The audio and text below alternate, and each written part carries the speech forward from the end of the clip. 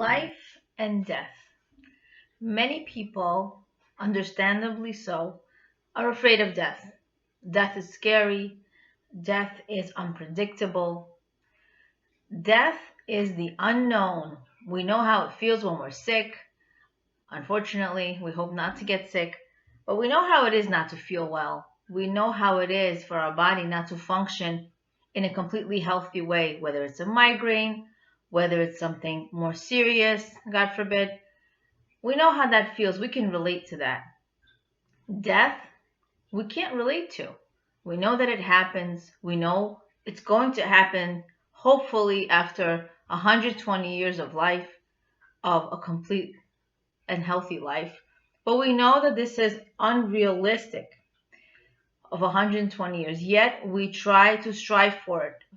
Death is unexpected. Just like when a person is born, it's unexpected when the baby will finally arrive. It could be today, it could be tomorrow, it could be fine at 8 o'clock, and all of a sudden, in the next hour, the birth will be expected.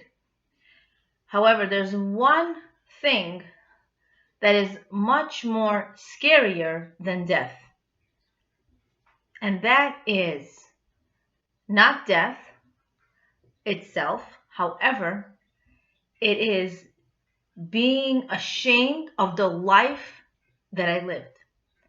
God forbid. We do not want to live lives that we live full of regret, resentment, being ashamed of the days that we lived. Oh, a lot of people say, oh, tomorrow. I'll start this tomorrow. I'll do this tomorrow. I'll apologize tomorrow. You don't know if you will have tomorrow. I don't know if I will have tomorrow.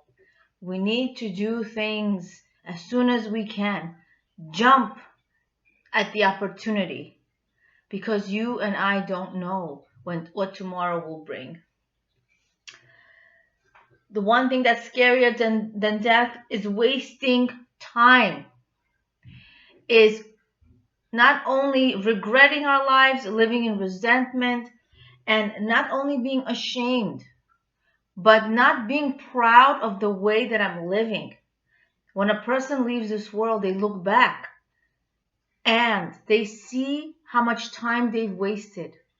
They see that all this time that they lived in this world, and it could be a short time, it could be a long time, they do not want to be ashamed of the way that they lived their lives. When someone passes away, we usually say, oh, they were just here. I saw them the other day. We know that it's unexpected. But even more scarier than that is the manner in which I lived. How did I live my life? That is scarier than death. How a person lived their lives is even scarier than death, because we don't want to live a life full of regrets. We don't want to do that. I should not be concerned or worried about death or even afraid of it, because it is not in my hands. Yes, we try to be healthy. Yes, we try to be careful. We look both ways before crossing the street. We want to live long lives. But more so, we should be afraid of how we're living. Not living in fear, but living in awe of the opportunity to live, to be granted life, that I was chosen to take up space in this world, to make a difference in this world. And this is what each of us needs to remember. I'm not here to waste space, to take up space. I'm here to make a difference. So we need to understand that I should become aware of how I'm living. Am I making the most out of my life? Am I valuing every minute? Am I living in the present moment? Most of us do not live in the present moment. We're either regretting what we didn't do in the past or looking forward to doing something that will in the future. But the present moment, it's natural for a person, for a human being, not to live in the present moment. So we need to try to change our ways to be unnatural, meaning I need to think about this. I need to think about how I'm living. I need to live in the present moment. I need to be focused as much as I can more and more at my life in the present moment.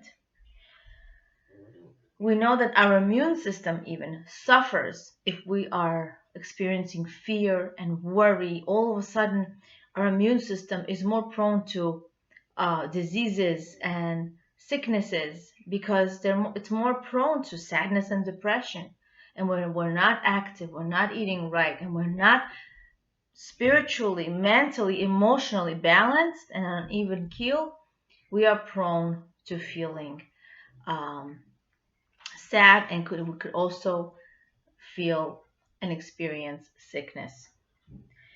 All in all, I should make concerted effort and involve myself with all my thoughts in the way that I'm living. I'm going to share with you 6 more life truths that you want to remember, that you want to live by, and you want to be aware of. Number 2, everything in my life and every experience in my life has potentially a bigger significance than it presents itself because I am a piece of Hashem. Everything we're going through in our lives can seem that it's just a hello. I just offered help. I just made time to listen. It could seem so so tedious, so small and so insignificant. Yet, if you change your schedule for someone and you told them, I changed it because you needed me, you just meant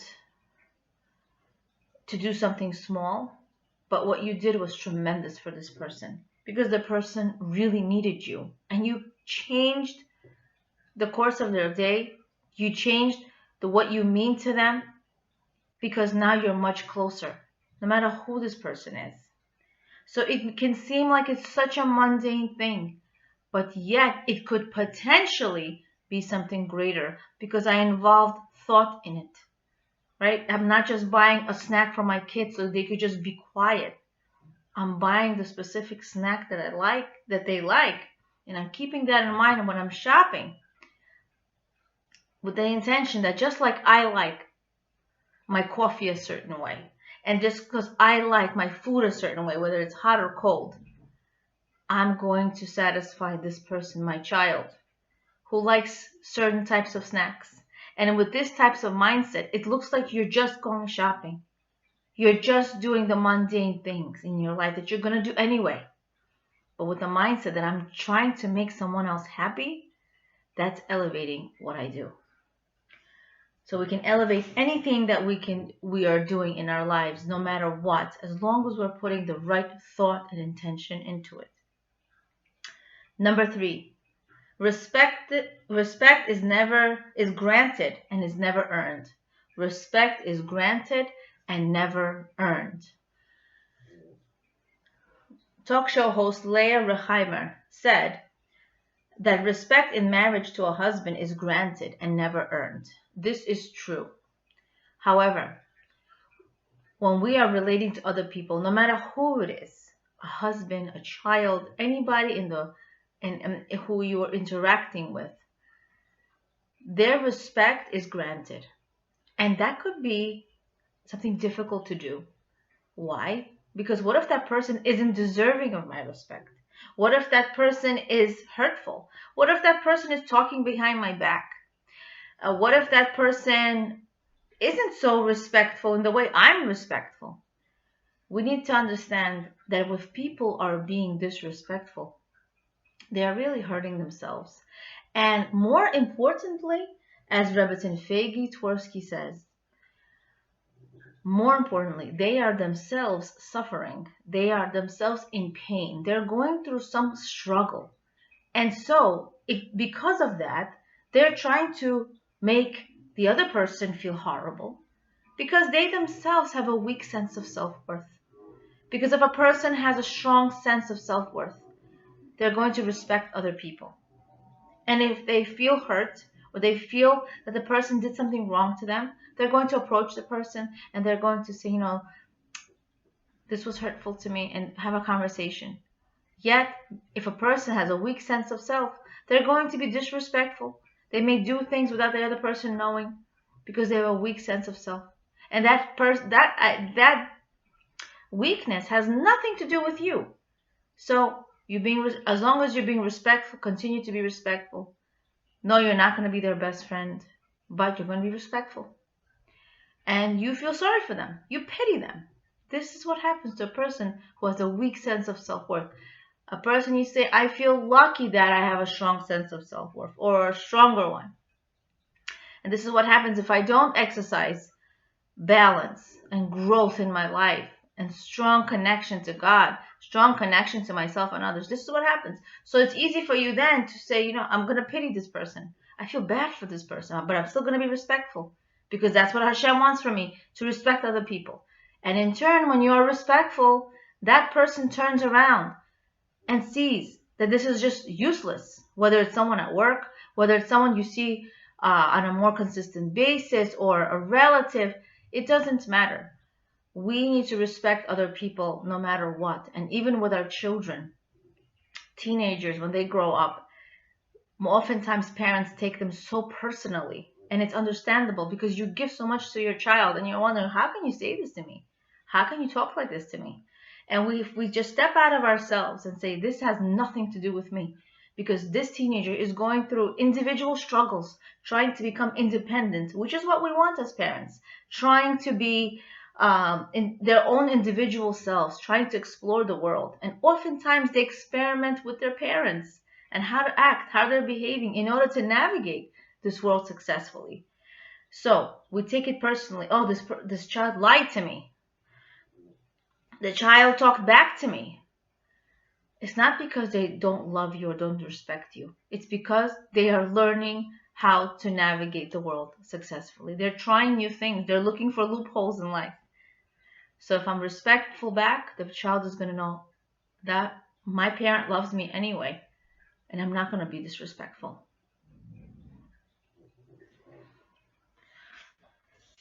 No, that was number 3.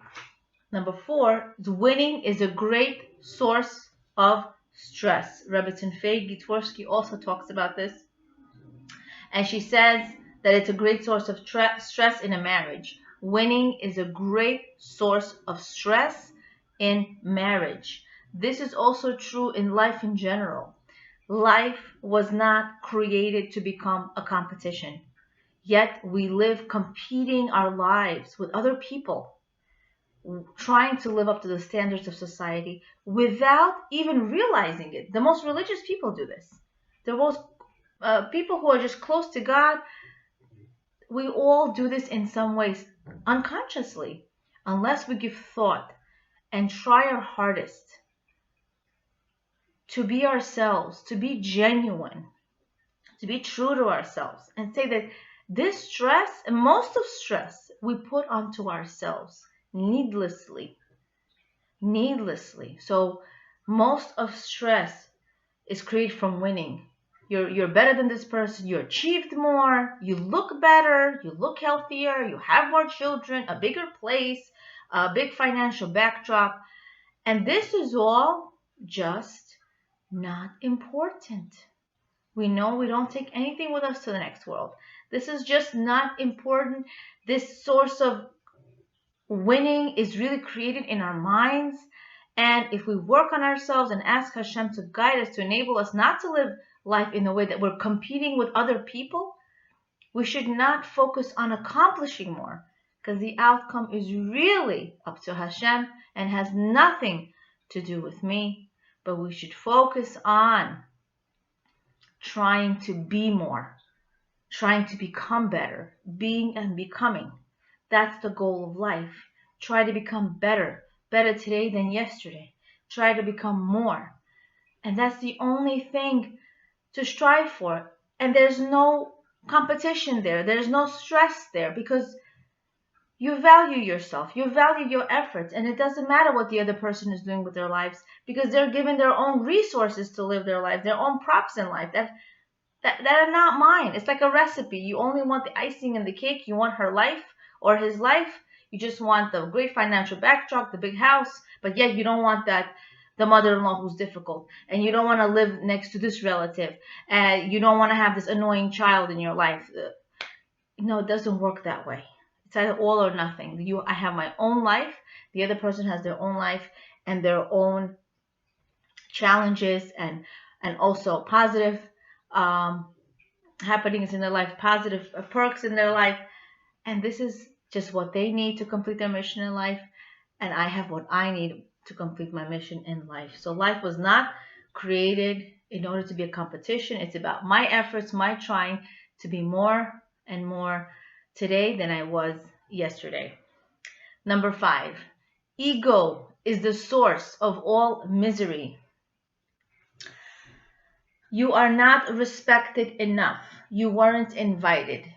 That person saw you and didn't say hi. That person didn't approach you. Or you receive corrections from your spouse, or talking back, lying from your children. This is all thinking, I, me. I heard someone recently say, people back in the day were embarrassed to take a camera and take just pictures of themselves. It's an embarrassment. Why am I so into myself? Yet now, it's all over. Excuse me.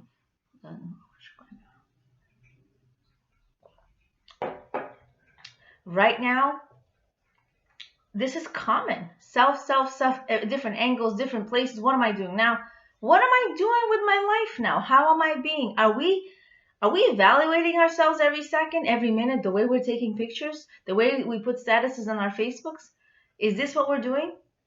This is all technology is a reminder for us that Hashem is watching, just like we have cameras, just like Rebbetzin Schwartz says, Estebil Schwartz. Cameras are watching. I'm being recorded for everything that I do. And also that life is so precious. I need to take an accounting of everything that I do. And yes, it's hard, but habits, when they're created and recreated, they become part of our nature. So let's not take ourselves so seriously. Let's not take other people's disrespect so seriously, because if I know I'm only a person, that I have negative traits, and that person also has negative traits. So they may at times disrespect me, not invite me, because I need to practice my benefit of the doubt, right? That's why I'm getting all these situations in my life to work on myself, to realize how humble I should be, how much less ego I should have. Because the more ego a person has, the more they realize that everything is about them, and the more miserable they're going to be. So the more I live my life thinking more about you and less about myself, in a way that I'm not trying to say people should step all over you. I don't want this to be a misunderstanding.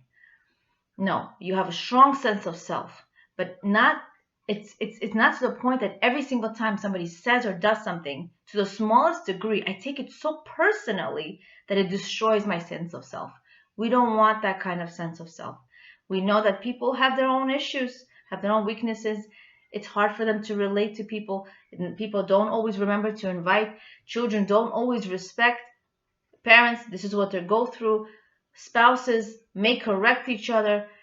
And this is just part of me becoming a better and better person and growing. Okay, number 6. Never look down at another Jew. They matter just like you matter to Hashem. This is what Rabbanit Kinneret Cohen said. This is not just true for Jews. We need to be respectful of everyone and not look down on other people, because we are truly here for each other. We're truly here to help other people.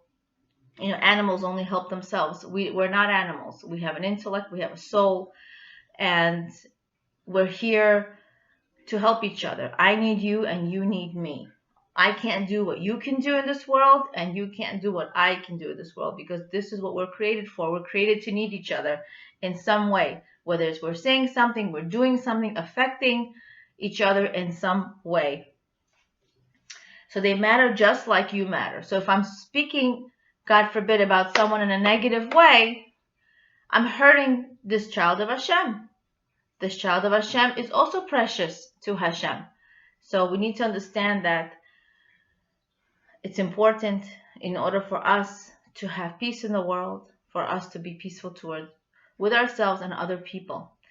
The biggest blessing a mother has is when her children are getting along and they love each other. And this is, in a way, why we are parents, to understand Hashem, that He is our Father, and He loves it when we are all getting along. Okay. Number 7 is from Hani Juravel. She said, "My mission is the day that I wake up to." That is such a beautiful statement. My mission is the day that I wake up to.